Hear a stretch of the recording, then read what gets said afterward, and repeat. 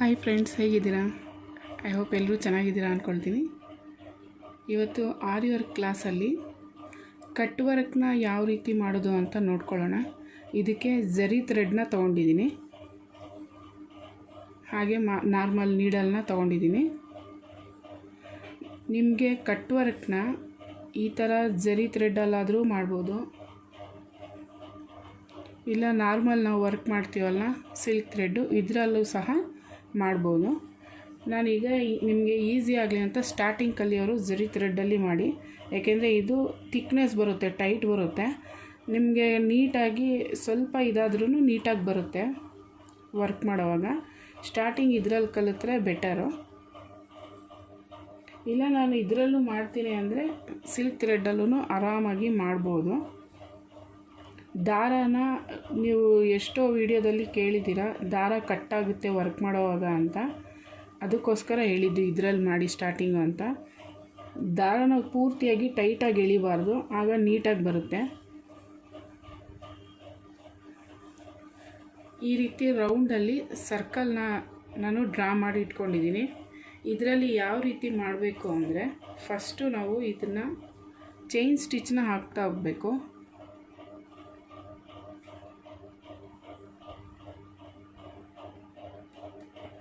ನಾವೇನಿಲ್ಲಿ ಸರ್ಕಲಲ್ಲಿ draw ಮಾಡಿದ್ದೀವಲ್ಲ, ಇದು ಪೂರ್ತಿಯಾಗಿ chain ಸ್ಟಿಚ್ನ ಹಾಕಬೇಕು.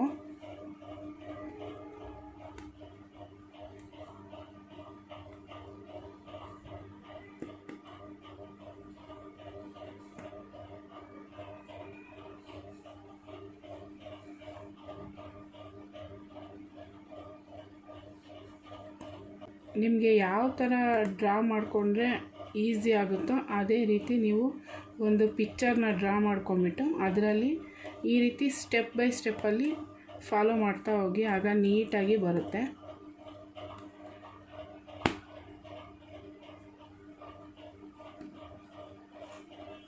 ನೋಡಿ, ಸ್ಟಾರ್ಟಿಂಗ್ ಹಾಕಿದ್ವಲ್ಲ ಅಲ್ಲೇ ಎಂಡ್ ಮಾಡಿದ್ದೀನಿ. ಈ ರೀತಿ ಆದಮೇಲೆ ಇಲ್ಲಿ ಬೇಕಾದರೆ ಮತ್ತೆ ಇದನ್ನು ಇನ್ನೊಂದು ಲೇಯರ್ನ ನಾವು ಹಾಕಬೇಕು. ಇದನ್ನು ಕ್ರಿಸ್ ಕ್ರಾಸಲ್ಲಿ ಹಾಕಬೇಕು. ನಾನು ತೋರಿಸಿದ್ದೀನಿ ವಿಡಿಯೋದಲ್ಲಿ, ನೋಡಿ ಈ ರೀತಿ.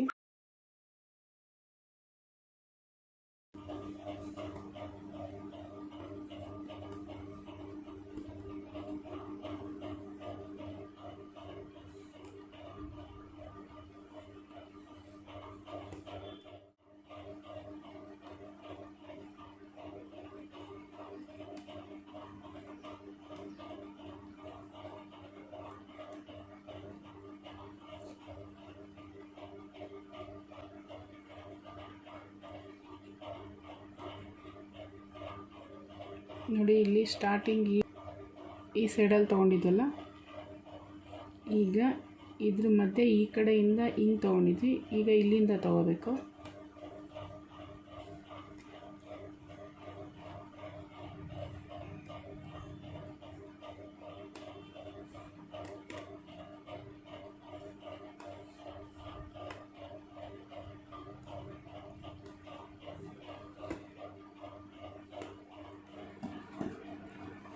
ನೋಡಿ, ನಾವು ಎಲ್ಲಿ ಸ್ಟಾರ್ಟ್ ಮಾಡಿದ್ವಲ್ಲ ಅಲ್ಲಿ ಕರೆಕ್ಟಾಗಿ ಎಂಡ್ ಆಗಿದೆ. ಈಗ ಇಲ್ಲಿ ನಾಟ್ ಬೇಕಾದರೂ ಹಾಕ್ಕೋಬೋದು, ಇಲ್ಲ ಅಂದರೆ ಇಲ್ಲಿ ಒಂದು ಲೈನ್ ಬಂದಿದೆಯಲ್ಲ, ಈ ಲೈನ್ಗೆ ಹೀಗೆ ಕಂಟಿನ್ಯೂ ಮಾಡ್ತಾ ಹೋಗೋಣ.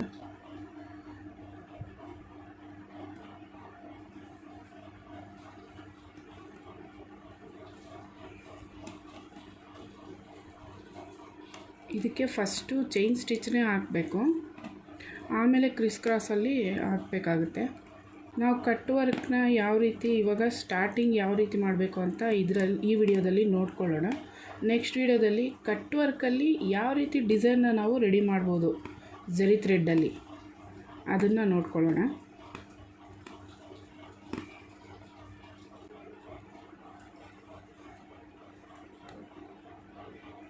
ಈಗ ಒಂದು ಲೇಯರ್ ಆಗಿದೆ, ಸಿಂಗಲ್ ಲೈನ್ ಹಾಕಿದ್ವಲ್ಲ, ಇದರಲ್ಲೇ ಡಬಲ್ ಲೈನ್ ಹಾಕ್ಕೊಳ್ಬೇಕು. ಅದ್ರ ಪಕ್ಕದಲ್ಲೇ ಮತ್ತೊಂದು ಲೇಯರ್ನ ಹಾಕಬೇಕು.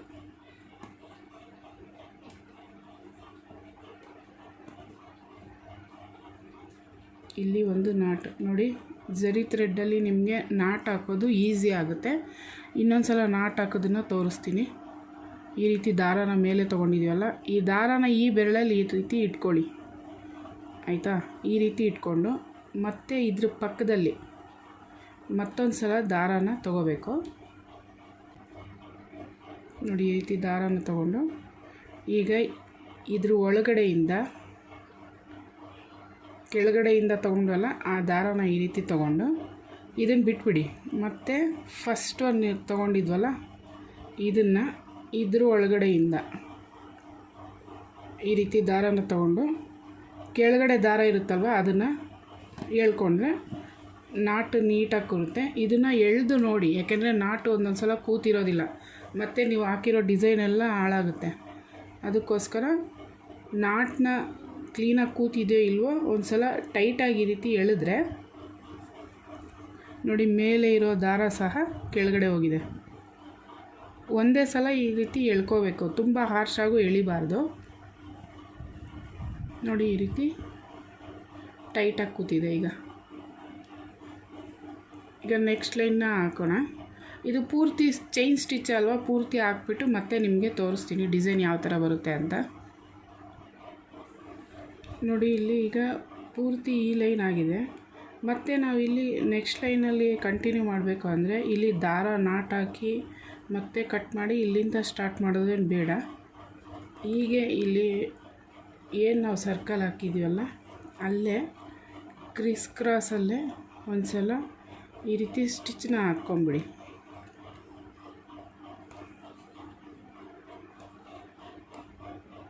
ಆರಾಮಾಗಿ ಡಿಸೈನ್ನ ರೆಡಿ ಮಾಡ್ಬೋದಾಗ ನೋಡಿ. ಈ ರೀತಿ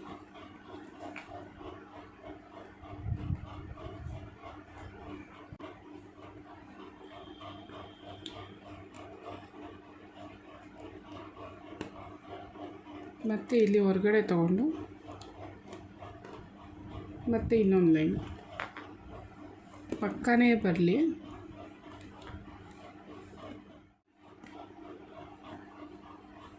ಈಗ ಇಲ್ಲಿ ನಾಟ್ ಹಾಕ್ಕೊಳ್ಳೋಣ.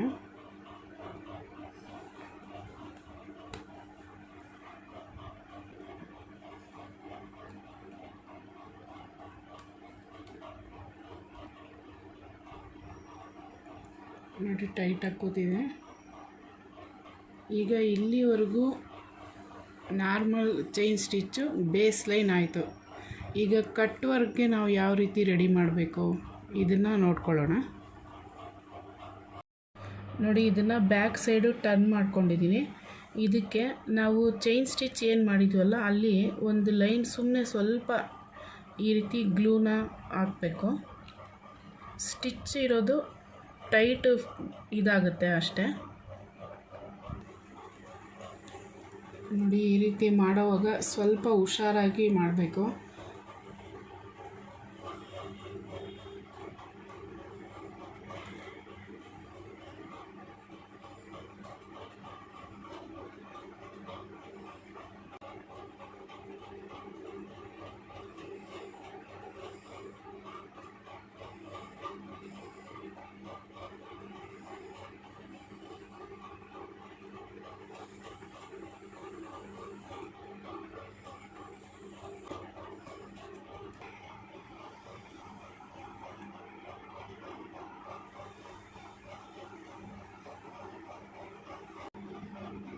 ನೋಡಿ ಸೂಕ್ಷ್ಮವಾಗಿ ಮಾಡಬೇಕು. ಇದು ಮಾಡುವಾಗ ತುಂಬಾ ನಿಗಾ ಇರಬೇಕು. ಸ್ಟಾರ್ಟಿಂಗಲ್ಲೂ ಇದು ಆಲ್ಮೋಸ್ಟ್ ಕಂಪ್ಲೀಟ್ ಆಯಿತು ನೋಡಿ. ಇದು ಈ ರೀತಿ ಮಾಡುವಾಗ ಸೈಡಲ್ಲಿ ಬಟ್ಟೆ ಮೇಲೆ ಬೀಳಬಾರ್ದು, ಹುಷಾರಾಗಿ ಮಾಡಬೇಕು ಇದನ್ನು.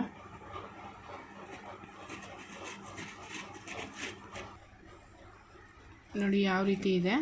ಇದಕ್ಕೆ ನಾವಾಗಲೇ ಕ್ರಿಸ್ ಕ್ರಾಸಲ್ಲಿ ಇಲ್ಲಿ ಸ್ಟಿಚ್ ಮಾಡಿದ್ವಲ್ಲ ಅದೇ ರೀತಿ ಸ್ಟಿಚ್ ಮಾಡಬೇಕು.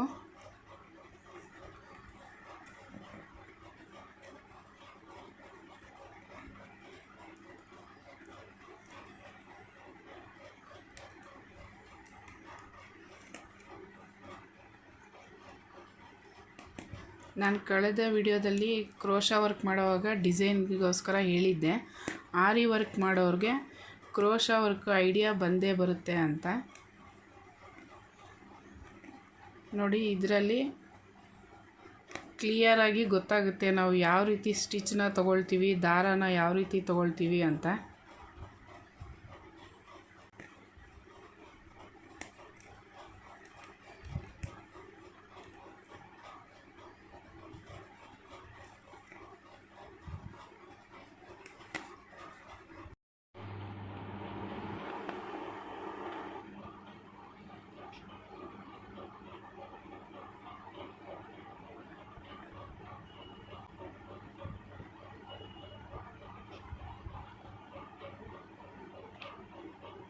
ಈಗ ಇಷ್ಟ ಆಯ್ತಲ್ವ, ಮತ್ತೆ ಇಲ್ಲಿಂದ ಇದೇ ರೀತಿ ಕಂಟಿನ್ಯೂ ಮಾಡ್ತಾ ಹೋಗಬೇಕು.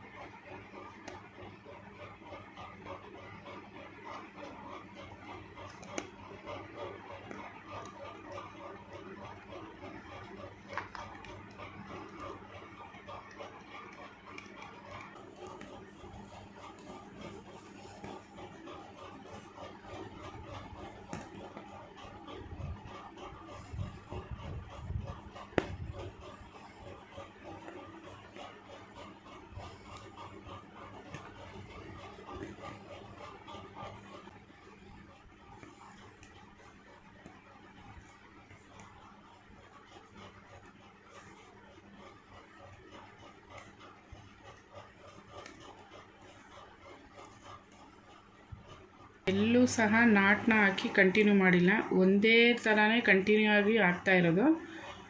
ಈಗ ಸ್ವಲ್ಪ ಇದೆ ಈ ಕಡೆ.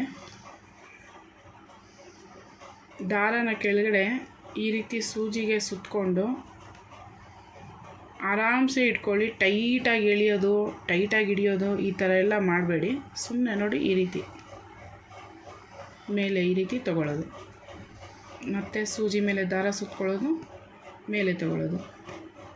ಇಲ್ಲಿ ಮಾತ್ರ ಸ್ವಲ್ಪ ನಾರ್ಮಲಾಗಿ ಇಟ್ಕೊಳ್ಳಿ, ಯಾಕೆಂದರೆ ಲೂಸ್ ಆದರೆ ಇಲ್ಲಿ ಮೇಲೆ ಎದ್ದಿರೋ ಥರ ಕಾಣಿಸುತ್ತೆ. ಅದಕ್ಕೋಸ್ಕರ ಕರೆಕ್ಟಾಗಿ ಇಟ್ಕೋಬೇಕಷ್ಟೆ. ನೋಡಿ, ಇದಾಯ್ತಲ್ವ.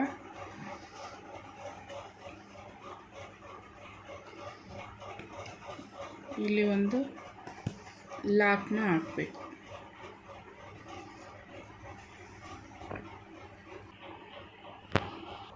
ದಾರ ಎಳೆದಾಗ ಕೆಳಗಡೆ ಬರಲಿಲ್ಲ ಅಂದರೆ ಮೇಲ್ಗಡೆ ಈ ರೀತಿ ಕೆಳಗಿಂದ ಸೂಜಿ ಮೇಲೆ ತಗೊಂಡು ದಾರನ ಎಳ್ಕೋಬೇಕು. ಈಗ ಈ ಎಕ್ಸ್ಟ್ರಾ ಥ್ರೆಡ್ಡನ್ನು ಕಟ್ ಮಾಡಿದ್ದಾಗಿದೆ ನೋಡಿ. ಕಟ್ ವರ್ಕು ಪೂರ್ತಿ ಡೀಟೇಲಾಗಿ ಹೇಳ್ಕೊಟ್ಟಿದ್ದೀನಿ. ಇದು ನಿಮಗೆ ಒಂದಲ್ಲ ಎರಡು ಸಲ ಟ್ರೈ ಮಾಡಿದ್ರೇ ಬರೋದು. ಯಾಕೆಂದರೆ ಕಟ್ ವರ್ಕಲ್ಲಿ ನಾವು ಹೀಟ್ ಮಾಡ್ತೀವಲ್ಲ, ಅದು ತುಂಬ ಸೂಕ್ಷ್ಮವಾಗಿ ಮಾಡಬೇಕು. ಒಂದೊಂದು ಎಳೆಗೂ ಸಹ ಅದು ನೀಟಾಗಿ ಬರಬೇಕು, ಆ ರೀತಿ ನೋಡ್ಕೊಂಡು ಮಾಡಬೇಕಾಗುತ್ತೆ. ಕೆಳಗಡೆ ನಾನು ಗಮ್ನ ಹಾಕೋದನ್ನು ತೋರಿಸಿದ್ನಲ್ವ, ಅದನ್ನು ಹಾಕಲೇಬೇಕು. ಯಾಕೆಂದರೆ ಗಮ್ನ ನಾವು ಹಾಕಿದ್ರೆ ಥ್ರೆಡ್ ಟೈಟ್ನೆಸ್ ಬರುತ್ತೆ. ಆಗ ಅದಕ್ಕೆ ಇದು ನಾವು ಹೀಟನ್ನು ಟಚ್ ಮಾಡಿಸ್ತೀವಲ್ಲ, ಆಗ ಅದು ಏನು ಇದಾಗೋದಿಲ್ಲ, ಸೆಕ್ಯೂರ್ ಆಗಿರುತ್ತೆ. ಅದಕ್ಕೋಸ್ಕರ ಗ್ಲೂನ ಹಾಕಲೇಬೇಕು ಕೆಳಗಡೆಯಿಂದ. ನೋಡಿ, ಇದರಲ್ಲಿ ಈ ವಿಡಿಯೋದಲ್ಲಿ ಇದು ಸ್ಟಾರ್ಟಿಂಗ್ ಕಟ್ ವರ್ಕ್ ಯಾವ ರೀತಿ ಬರುತ್ತೆ ಅಂತ ತೋರಿಸಿದ್ದೀನಿ.